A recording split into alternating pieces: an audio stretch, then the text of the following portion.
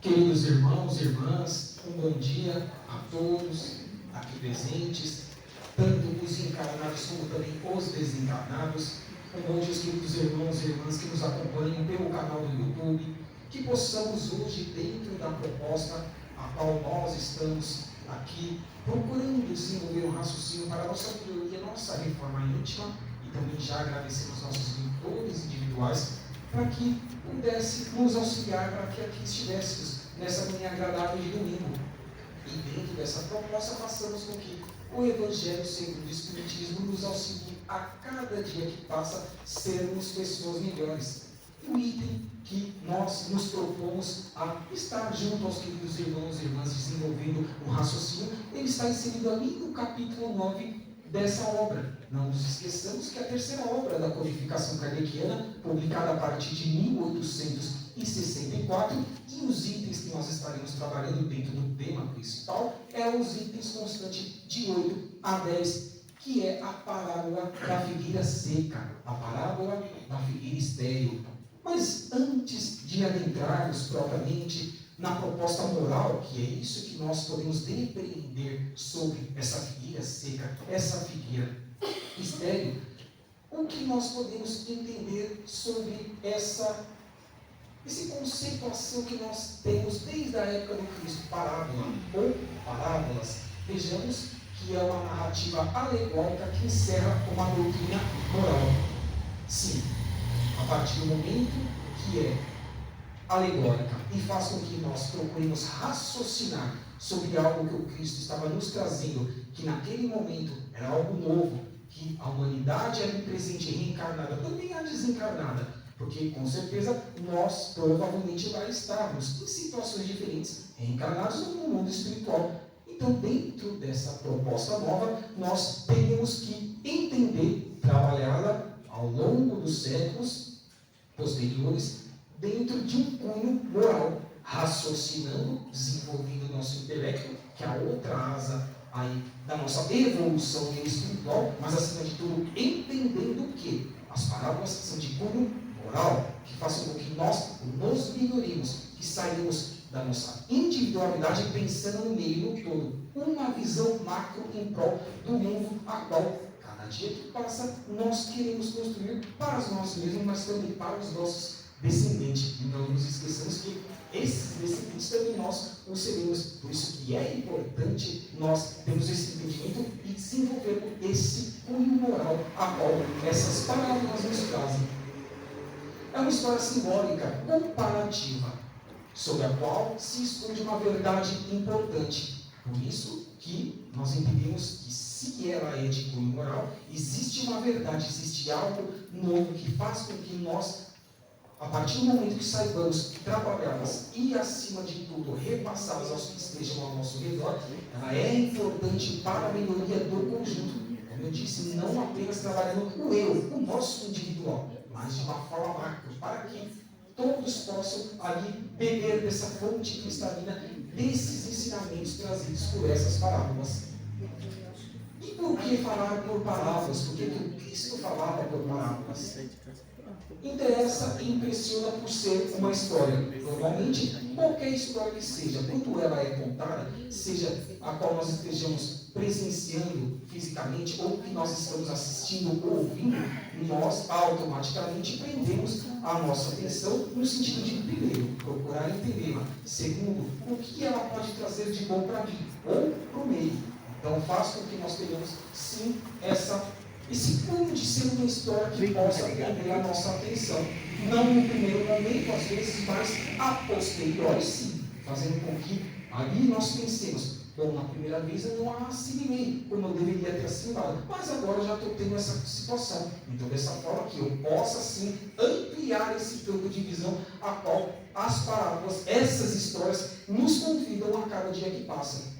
Ela facilita a compreensão por se utilizar de comparações. Sim, quando nós acompanhamos ali várias outras parábolas em o Evangelho segundo o Espiritismo, nós conseguimos fazer essas comparações. Quando falando do Espírito da Verdade, ou até mesmo o nobre professor Rivalho, que é o pseudônimo de Allan Kardec, que nós conhecemos, ele traz ali o seu entendimento sobre aquela parábola. Então tem esse cunho de comparações, porque com essas comparações nós, nesse início de terceiro milênio, século XXI, podemos fazer com que, dentro dessas comparações, nós possamos agir em prol desses ensinamentos. E assim, nós, a cada dia que passa, as coloquemos em prática. Porque é esse o objetivo primário que o Cristo trouxe há mais de 20 séculos atrás. E que ele sabia que nós teríamos condições a partir do momento que fôssemos evoluindo por meio das sucessivas reencarnações. A asa do intelecto, como também a asa da moral.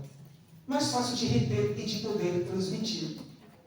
Permite dizer verdades que, de outro modo, não seriam escutadas nem toleradas. Mas por que não seriam escutadas ou toleradas? Porque cada um de nós, estagiando espíritos eternos no reino nominal, estamos em um determinado grau evolutivo. Ninguém aqui é igual, tanto na asa do intelecto como na da moral. Então, saibamos, inclusive, remetamos ao livro dos Espíritos, como ali nós aprendemos que Deus queria um ser simples e ignorante, estagiando primeiro no reino mineral, depois passando para o vegetal, depois animal, e agora no reino nominal. Nós, durante todos esses milênios, sabemos que cada época tem o seu momento para que um determinado ensino seja ali trazido, como disse Cristo, que rogaria ao Pai que enviasse o Consolador prometido a posteriori, quando nós, condição para isso, tivéssemos para essa compreensão, que foi o que aconteceu a partir de 18 de abril de 1857, com a obra basilar, o sustentáculo da nossa querida doutrina dos Espíritos, que é o Livro dos Espíritos, seja as 1018 perguntas, as 1019, a depender do tradutor da obra, mas isso faz com que nós saberemos que em cada momento da humanidade nós precisaremos já ter essa bagagem a ser desenvolvida por cada um de nós.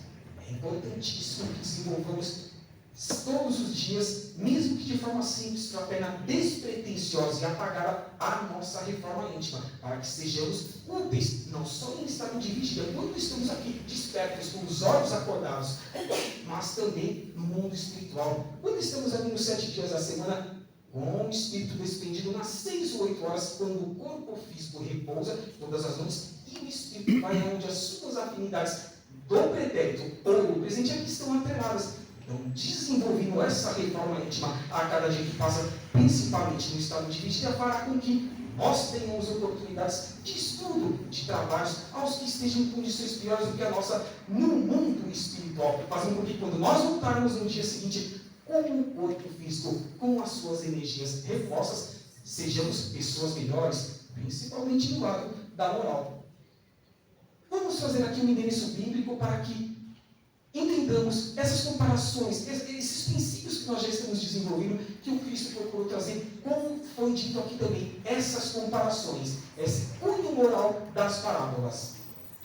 No dia seguinte, saindo eles de Betânia, teve fome.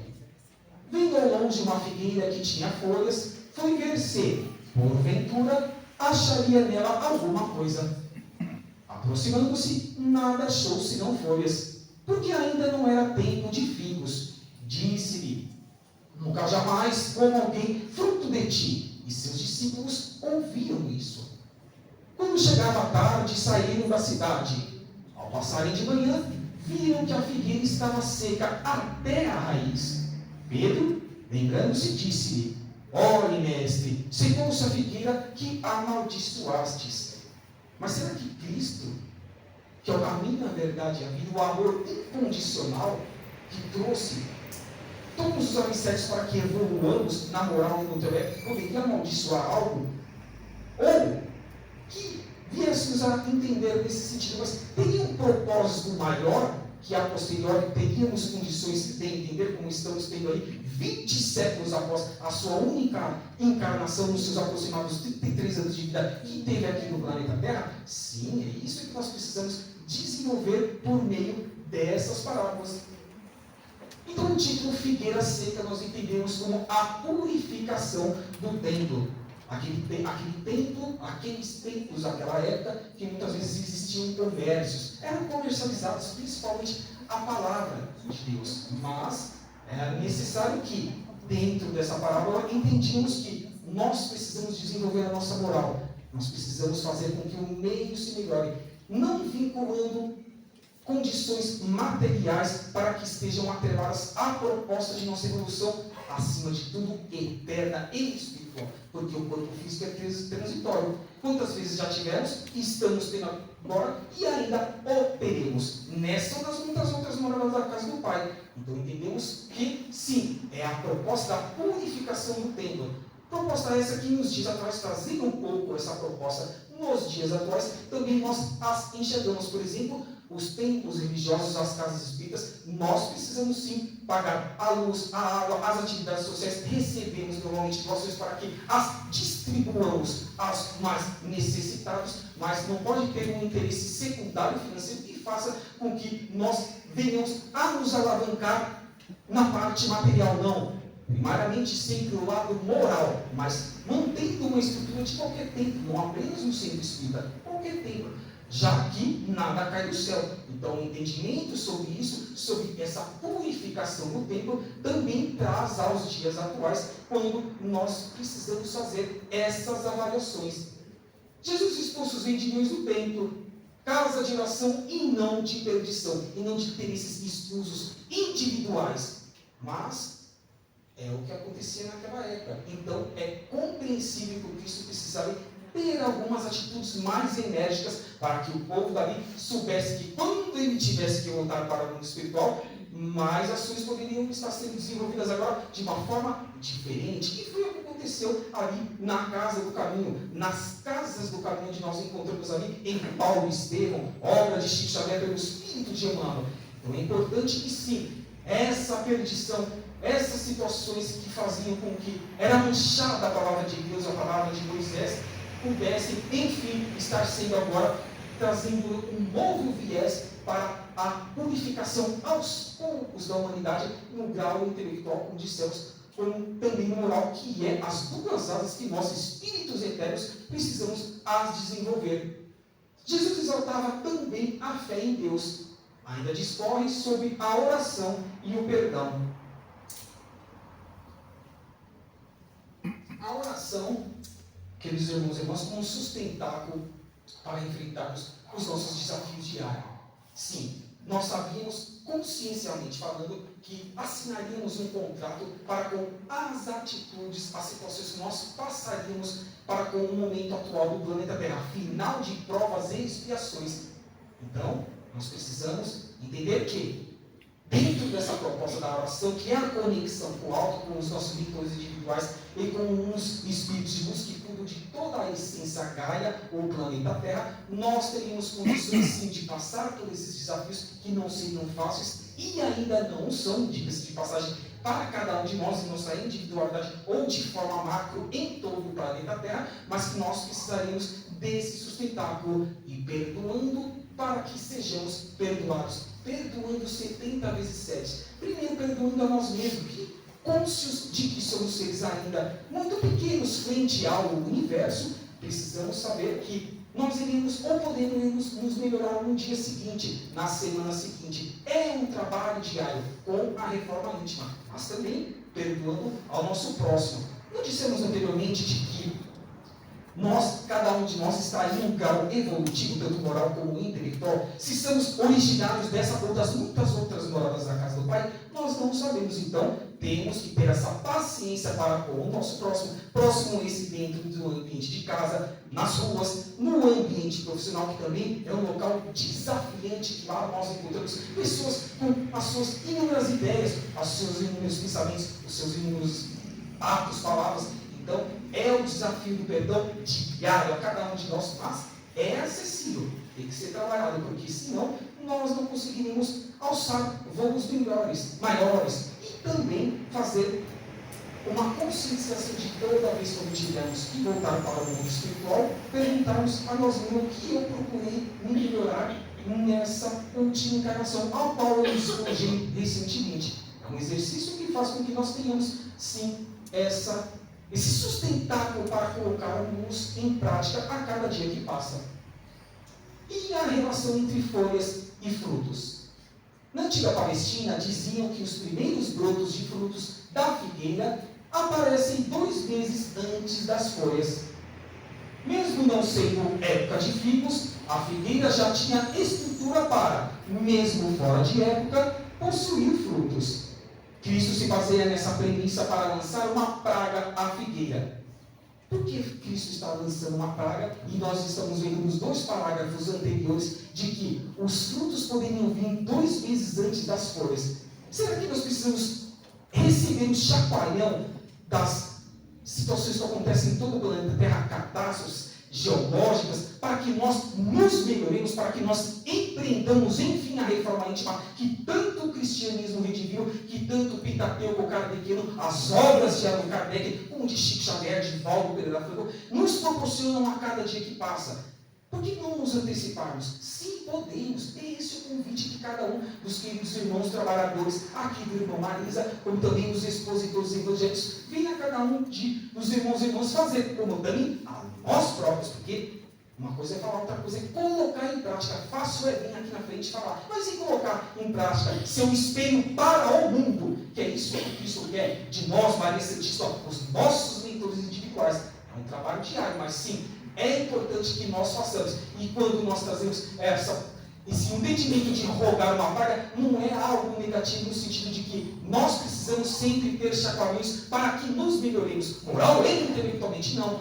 Agora, nesse século XXI e terceiro milênio, início de século terceiro milênio, nós podemos sim fazer com que tudo isso que nós recebemos do Irmã Marisa, de outras casas que trazem nos anteciparmos, melhorarmos, empreendermos a reforma íntima tão importante para a melhoria do planeta Terra. Porque dizem, mano, seja um pouquinho antes de 2057, seja um pouquinho após, adentremos finalmente no mundo de regeneração e provas que nós queremos para nós, para os nossos filhos, para todos que estejam aqui aportando no planeta Terra. Natureza e magnetismo. Essa relação. Jesus, pelo seu magnetismo, poderia destruir as células das árvores, sim, ou de uma árvore. Cremos que Jesus, conhecedor das leis da natureza e sabendo que a figueira iria morrer, disse-lhe para não dar mais frutos. Sim, porque Jesus não nutria nada de negativo em seu coração. E se ele tinha esse conhecimento, como há uma orientação, a explicação, a intuição que recebemos do slide anterior, era mais no sentido alegórico, comparativo, para que nos movimentemos, nos mexamos em prol da nossa reforma íntima. Não sejamos essa figueira seca. Não esperemos que o mundo venha dar esse chacoalhão a cada um de nós, para que, enfim, construamos a lei da fraternidade, a lei da caridade, tão proposta, não só em o Evangelho segundo o Espiritismo, mas em qualquer uma das obras da nossa querida doutrina dos Espíritos, principalmente em o livro dos Espíritos também. E a simbologia da figueira seca? São pessoas que apenas aparentam o bem, mas na realidade não produzem nada de bom. Ou seja, é o exterior.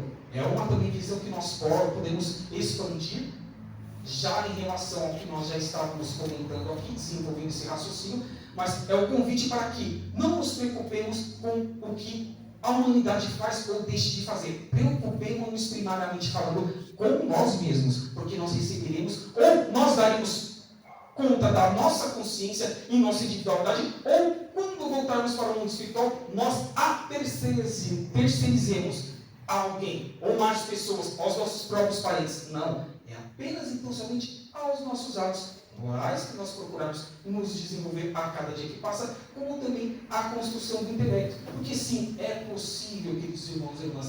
Então, é essa preocupação do exterior, do que é feito ou deixado de fazer, não nos preocupemos com isso. Façamos a nossa parte, melhoremos-nos e sejamos espelhos sobre essa luz que nós adquirimos aqui na casa e tantas outras casas, e até mesmo, porque não, outras propostas religiosas que fazem com que o ser humano procure se desenvolver dentro da proposta da reforma íntima, ainda que não pregue sobre a imortalidade da alma, sobre a lei das sucessivas reencarnações, sobre a lei das muitas moradas da casa do Pai. Não importa, o importante é que faça com que o ser humano possa se corrigir, moral e intelectualmente. Pessoas que podem ser úteis e não são, porque muitas vezes nós não acompanhamos ou não nos mexemos sobre situações que precisam ser ali por nós colocadas em prática. Esse é o convite da doutrina dos Espíritos, porque sim, o problema do nosso próximo é o nosso problema. Disse Bezerra quando a partir do mês de abril de 1900, quando ele voltou para o mundo espiritual, quando Celina, a mensageira direta de Maria de Nazaré, disse: Bezerra poderia reencarnar agora em qualquer planeta do sistema solar, como também fora. Mas Bezerra pediu: leve a Maria, nobre Celina, para que eu possa ficar na terra do Cruzeiro do Sul, enquanto uma lágrima caia de um dos meus irmãos e irmãs. E Celina foi até Maria, minutos depois volta e diz: Bezerra, seu pedido foi deferido, ficais o tempo que quiser na psicosfera espiritual, ou até mesmo reencarnando aqui no planeta Terra, ajudando os seus queridos irmãos e irmãs. Então vejamos essa proposta de sermos úteis a cada dia que passa. Temos esses exemplos, esses alicerces, os baluartes, como também os alunos. Quantas vezes nós não nos espelhamos aí em Madre Teresa de Calcutá, irmão Lúcio, Chico Xavier e tantos outros que fizeram a sua parte, que dissemos que trabalham com mais de 3.000 médicos no mundo espiritual, que respondem diretamente por si, fazendo com que mais atendimentos possam acontecer, mais resgates nos hospitais espirituais que possuem cada centro espírita em anexo à estrutura física, para que promovam esses atendimentos importantes para esse despertar do ser espiritual, despertar esse que nós também o tivemos no passado, senão aqui não estaríamos procurando luz, procurando nos melhorar. Sim, nós tivemos no passado. Então, que essa árvore dessa colheita e desse plantio também seja proposta a cada um dos irmãos, independentemente da dimensão a qual nós estejamos estagiando, a material como também a dimensão espiritual. Médiuns que se desviam de sua missão, sim, trazer a mediunidade às faculdades mediúnicas, os afloramentos, todos nós somos médios, sim, nós estudamos isso na doutrina dos espíritos, mas alguns possuem algumas características mediúnicas a serem afloradas, ou alguns que já, desde crianças, já as possuem afloradas, para desenvolver um trabalho mais amplo, macro, em prol da humanidade, apagando-se e fazendo com que o próximo, o meio todo, o macro, possa ali desenvolver-se. Mas muitas vezes, por estarmos em um planeta de provas e expiações, nós acabamos nos desviando da proposta primária. Por quê? São tentações a qual cada um de nós passamos a cada dia que passa. Nas suas inúmeras situações, sim, cada um de nós sabemos quais são as tentações que o mundo ou exterior a cada dia que passa faz com que testemos dentro da nossa programação reencarnatória. Então, que não nos desviemos do nosso propósito. Não apenas médios, dentro de centros espíritas, ou de casas espiritualistas, ou de outras situações que utilizem o afloramento mediúnico e suas características, mas também nós, em nossa individualidade, acima de tudo e primariamente falando, o cristianismo redivivo trazendo de dentro para fora e de baixo para cima, para que a cada dia que passa construamos um mundo de regeneração que nós queremos, como eu disse, para nós e para os nossos descendentes. Essas queridas crianças que também nós as atendemos aqui na casa, espelhando para que elas deem continuidade na nossa sabedoria, na nossa reforma íntima, que todos nós procuramos empreender a cada dia que passa.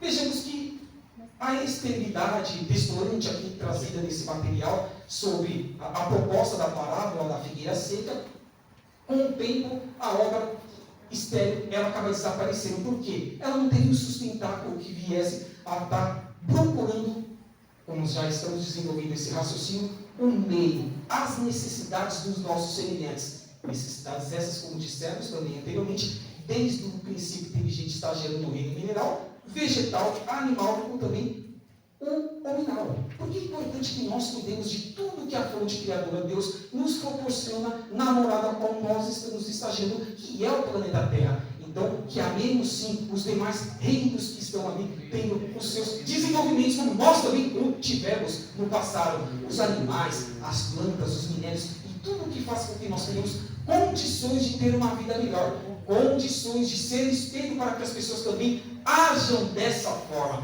É a proposta do cristianismo redivivo, da querida doutrina dos Espíritos, a cada um de nós, amando todos os seres, desde o mais pequenininho até aqueles que normalmente nós acabamos nem conseguindo divisar com os nossos olhos do corpo físico, mas que são importantes para o conjunto da obra que a fonte criadora Deus nos traz para o nosso aprendizado e para o desenvolvimento de cada um desses queridos seres que estão nesses estágios, entre aspas, inferiores, mas que são importantes para as suas respectivas evoluções.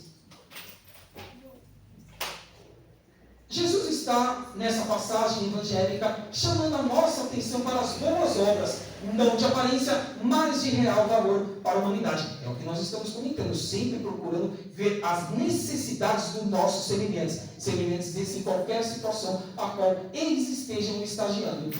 O verniz da caridade nada vale, pois a salvação da alma está presa ao essencial, não ao que aparentamos ser. Porque o que nós aparentamos ser, normalmente, ele é ali algo que nós perderemos um dia. Mas e a essência divina? O ser imortal, as ações que nós levamos para o mundo espiritual. Como é importante nós termos, queridos irmãos e irmãs, essa visão do que realmente nós levaremos para o mundo espiritual. Não é a construção dessa proposta da caridade, da fraternidade, do amar todos os princípios que estão desde o mineral até o nominal, interagindo com nós, conscientes, cônscios de que também nós passamos por esses reinos. Sim, é uma proposta que nós precisamos, a cada dia que passa, vislumbrar e procurar agir em prol de seus benefícios. E assim, sim, teremos essa condição, esse sustentáculo desse valor para a humanidade. O que eu estou contribuindo para a visão macro do meu querido planeta Terra, para que eu possa voltar por meio da reencarnação, se meritocracia nenhuma eu conseguir construir nas duas asas da evolução intelectual e moral, no mundo de regeneração que a Terra tornar-se-á aí nas próximas décadas, nos próximos séculos. Sim, construamos de hoje em diante e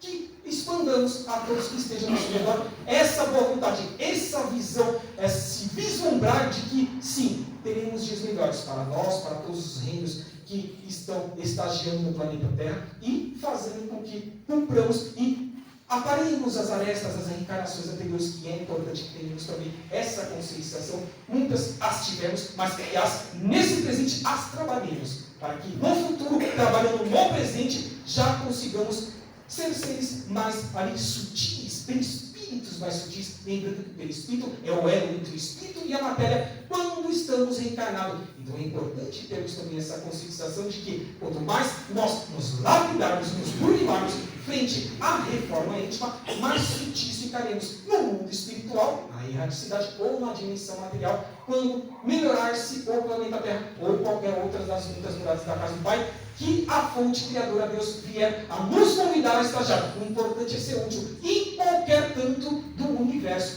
É essa conscientização que nós precisamos ter. E sobre os centros espíritas, ou seja, não só aqui a casa, mas toda a proposta ali que desenvolve a codificação kardeciana desde 1857, e essa proposta da figueira seca, da figueira estéril. Um centro espírita, se não servir de lenitivo aos que o procuram, pode tornar-se uma figueira seca, pois deixam de atender às necessidades de seus frequentadores, de seus assistidos. Então nós, trabalhadores da doutrina dos espíritos, dos centros espíritas, em suas diversas atividades, desde o copinho que nós servimos com água, desde o bondinho, sorriso para esse querido irmão que esteja adentrando, não só no mundo material, mas também no mundo espiritual, porque sim, aqui estamos cheios, praticamente 100 pessoas aqui possuem na encarnação atual, ou seja, em estado de vigia, mas quantos mais estão no mundo espiritual nos acompanhando e já refletindo sobre o que eles precisam melhorar, se vejamos que sim, o centro espírita, os trabalhadores precisam, cada dia que passa, também ser esse espelho aos queridos irmãos assistidos nas duas dimensões da vida. Como é gostoso quando nós trabalhamos ali, nos trabalhos mediúnicos de esclarecimento de irmãos, ou até mesmo de desobsessão, e nós vemos ali que, depois de alguns atendimentos, eles conseguem ali ter uma diretriz para que eles se reformem, para que eles sejam úteis no mundo espiritual, fazendo com que novas programações reencarnatórias mais assertivas eles a procurem ter quando tiverem que voltar para o corpo material, seja no corpo masculino, seja no corpo feminino. O que importa, o importante é desenvolvermos, trabalhar em prol do meio, tanto no intelecto como na matéria. Então que desejemos e que empreendamos, sim, nos centros espíritas das casas que nos acolhem para que sejamos sempre trabalhadores, e sempre vai ficar esse convite aos demais assistidos, os cursos, as atividades assistenciais, sociais, para que todos nós interajamos nessas atividades que os centros espíritas tanto nos acolhem e fazem com que nós tornemos-nos pessoas melhores, agindo em prol do nosso semelhante, que sempre aqui baterá em nossa porta, e nós estaremos ali dispostos a auxiliá-los. Por isso, cada um de seus integrantes deve se sacrificar para que o todo prevaleça sobre as suas opiniões individuais, abre aspas. E no caso do Espiritismo, os princípios doutrinários devem sempre estar em primeiro lugar. Sim, os princípios basilares, seja no Livro dos Espíritos, no Livro dos Médiuns, Evangelho segundo o Espiritismo, o Céu e o Inferno, a Gênese, Obras Póstumas, as edições da Revista Espírita de 1858 a 1869, as 12 edições, e tantas obras mais, como dissemos anteriormente, de Divaldo Pereira Franco, Chico Xavier, Carlos Bacelli, Haroldo Dutra Dias, Arthur Valadares, Vitor Hugo e tantos outros exemplos que nós temos, para que sim, essa proposta, esse núcleo essencial, nós estejamos tendo acesso, e hoje nós os temos em várias formas, presencialmente no meio das mídias sociais, no meio dos canais de YouTube, a qual essa transmissão está sendo e será passada nos canais de Facebook, enfim. Então, basta que saibamos empregar melhor o nosso tempo para que os utilizemos em prol desse meio, em prol desse espelho que o Centro Espírita nos convida a ser a cada dia que passa por meio da nossa reforma íntima. É importante nós termos essa certeza de que é necessário, faz-se imprescindível a nossa reforma íntima. Porque dizia o Espírito, não basta não fazer mal, é necessário, é imprescindível que façamos o bem. Porque se nós não o fizermos, como nós iremos modificar a estrutura não só física, mas também espiritual, a psicosfera espiritual da nossa querida essência Gaia, o planeta Terra. Então é importante que sim, façamos essa reforma íntima, como dissemos, de forma simples, humilde, fraterna, despretensiosa e apagada, no que os nossos mentores individuais querem que nós ajamos dentro de casa, nas ruas com as pessoas, entre aspas, desconhecidas, no ambiente profissional, nas casas espíritas, nas noites, nos dias úteis da semana e tantas outras mais obras que nós fomos convidados a atuar. É essa a proposta e é essa conscientização que nós encontramos, inclusive, aí no trecho da resposta do Livro dos Espíritos, na 919, aonde Santo Agostinho diz para que, quando colocarmos a cabeça no travesseiro, o mundo espiritual nos convida que raciocinemos. Alguém dos meus semelhantes tem algo a se queixar do que eu fiz hoje durante o meu estado de vigília? Manhã, tarde e noite. Façamos essa reflexão, porque as fazendo, nós poderemos pleitear no dia seguinte nós seremos melhores. Então, vejamos essa importante desse pequeno trecho de uma resposta lânguida de Santo Agostinho, na 919, letra A, de O Livro dos Espíritos, porque isso fará com que não só trabalhemos a proposta da codificação kardeciana, mas o cristianismo redivivo, a vida e obra do Cristo, o caminho, a verdade e a vida que Ele nos convida a empreender a cada dia que passa. Não é o tamanho, a configuração, as ramagens, os rebentos verdes, as pontas ressequidas, o aspecto brilhante, a vetustez do tronco, a fragilidade das folhas, o aroma atraente, essa correlação entre árvore e frutos. Não é pela aparência exterior, mas pelos frutos, utilidade e sua produção. E que realmente vale a substância de nossa colaboração no progresso comum, pela importância de nosso concurso no bem geral. Fonte essa extraída do livro Fonte Viva, aquela correção que nós temos no próprio livro Fonte Viva, Caminho, Verdade e Vida, Fonte, Vinha de Luz e também o Pão Nosso, os 4 livros da coleção Fonte Viva. Vejamos que sim, nós sabíamos, dentro da nossa programação encarnatória, que nós precisaríamos ser esse espelho para o mundo, senão cá nós não estaríamos, hoje e nos demais dias da semana, como dissemos anteriormente. Então, que possamos sim ser essa árvore da construção do mundo melhor, do mundo de regeneração que nós precisamos empreender em nosso dia a dia. E o que nós conseguimos depender até agora sobre essas intuições recebidas pelos queridos amigos espirituais e que estão sendo passadas a cada um de nós? Quem é o Senhor da vinha? É Deus, a fonte criadora. A figueira podemos entender como a humanidade como um todo. O vinhadeiro, Jesus Cristo. Esta parábola retrata a situação da humanidade terrena e, ao mesmo tempo, adverte-a sobre o que a aguarda caso não tome melhores rumos. Importante reconhecer que são os personagens apresentados, como dito anteriormente. Então, mais uma vez, sendo esse convite a cada um de nós, sem exceção, para que empreendamos a reforma íntima nas duas asas que nos cabe desenvolver, tanto do intelecto como também do lado moral. Deus aguarda bons frutos da humanidade, de todos nós. Jesus, o governador da terra, vem trabalhando com extremos carinho, porque ele diz que estaria conosco até o final dos tempos, nos momentos agudos ao qual nós estamos passando, nesse final de provas e expiações no planeta Terra, para que, enfim, adentremos no mundo de regeneração. regeneração e provas, que é o próximo estágio que nós queremos que o planeta Terra adentre. A humanidade precisa despertar para a necessidade de praticar a lei do amor. Como dissemos anteriormente, independentemente de opção dogmática religiosa, é ser um cidadão integral, é procurar melhorar-se em relação ao que deixa de fazer ou fez errado no dia anterior, no dia atual o que eu posso fazer e o que eu posso fazer no futuro. De onde eu vim? O que eu estou fazendo aqui em estado de vigília, reencarnado no momento atual? E para onde eu quero ir? Para as muitas moradas da casa do Pai, pela minha reforma íntima, voltar para o planeta Terra, pelas boas ações que eu poderia construir, e ser espelho para o meio, é o convite, esse tríplice aspecto de onde eu vim, que eu estou fazendo aqui e para onde eu quero chegar, que essa proposta da figueira seca, da figueira estéril, faz com que nós levemos daqui para fora e assim, com os demais assuntos, os demais temas que nós tanto estudamos aqui no Marisa, possam me corroborar a nossa proposta dessa reforma íntima tão esperada pelos nossos mentores individuais, e é essa conscientização que nós precisamos ter também, toda vez que tivermos que colocar a cabeça no travesseiro para que o corpo físico repouse e não o espírito, nós procuremos compreender o que o meu mentor ou mentores individuais podem avaliar do que eu fiz no meu dia e o que eu posso melhorar no dia seguinte. É assim que nós conseguiremos construir um mundo melhor, que cabe a cada um de nós.